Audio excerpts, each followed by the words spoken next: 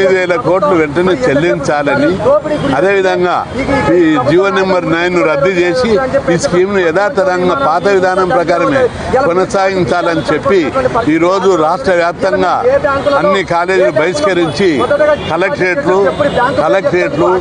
MRO ఆఫీసులు RDO ఆఫీసులు ముట్టడి చేసి ర్యాలీలు జరపడం జరిగింది. ప్రభుత్వము లక్షలాది మంది విద్యార్థుల జీవితాలతో చెలగాటమాడుతుంది. కోర్సు పూర్తి చేసిన వాళ్ళు దాదాపు 6 లక్షల మంది విద్యార్థులు చదువైపోయింది. సర్టిఫికెట్లు కాలేజీలలో ఉన్నాయి. ఇంత అన్యాయమా? పేద కులాలకు స్కీమ్ పెట్టి డబ్బులు ఇవ్వడానికి ముఖ్యమంత్రి ఇంటికి వెళ్ళిస్తున్నా, మంత్రులు ఇళ్లకి వెళ్ళిస్తున్నా. మంత్రులు 100 కోట్లు సంపాదించుకుంటా పేద పిల్లల కడుపు స్కాలర్షిప్లు ఇవ్వకుండా, ఫీజులు ఇవ్వకుండా జీవితాలతో చెలగాట మారుతున్నారు. ముఖ్యమంత్రి గారికి నేను మంచిగా విజ్ఞప్తి చేస్తున్నా, నీ మనసు మార్చుకో. వేదిక మీదనేమో బీసీలు చదువుకోవాలి, కలెక్టర్లు కావాలి, డాక్టర్లు కావాలి, ఇంజనీర్ కావాలని చెప్తున్నావు. ఆచరణలో బడ్జెట్ ఇవ్వకుండా అవరోధాలు సృష్టించి బీసీలను చదువుకోకుండా కుట్ర చేస్తున్నారు.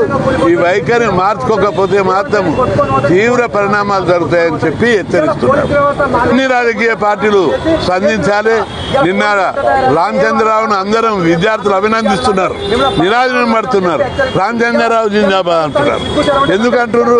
రామచంద్రరావు తెగించి 48 గంటలు నిరాహార దీక్ష చేస్తున్నాడు పిల్లల కోసం.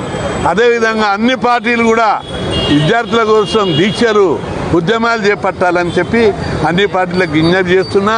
అవసరమైతే తొందర లోపల అన్ని పార్టీలను కుల సంఘాలతో సమావేశం జరిపి రాష్ట్ర బంధుకు పిలిపిస్తాం.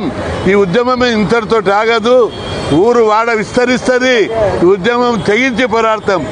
ఈ విద్యార్థులతో పెట్టుకున్న వాళ్ళు ఈ ఫీజుల స్కీమ్ పంచాయతీ పెట్టుకున్న రోషయ్యను ముఖ్యమంత్రి దించేశారు.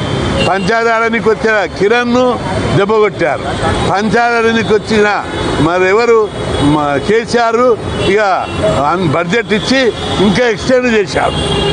ఐఐటికి ఐఎంఈకి కూడా పులిపిస్తారని జీవో తీశారు. అదేవిధంగా 270 గురుకులాలు ఇచ్చారు. కేసీఆర్ పోయిన తర్వాత ఇప్పుడు ఆయన బకాయి పెట్టిండి అంటాడు. ఆయన బకాయి 10,000 కోట్లు 8,000 కోట్లు ఆయన పెట్టారు. మీరు వచ్చినాక ఏమి ఇచ్చారు?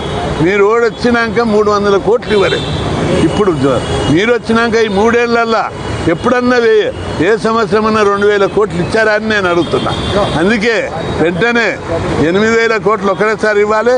ఇచ్చే వరకు వదిలిపెట్టేది లేదు, ఎవరిని వదిలిపెట్టాం. ఇప్పుడు పీస్ఫుల్గా చేస్తున్నాం.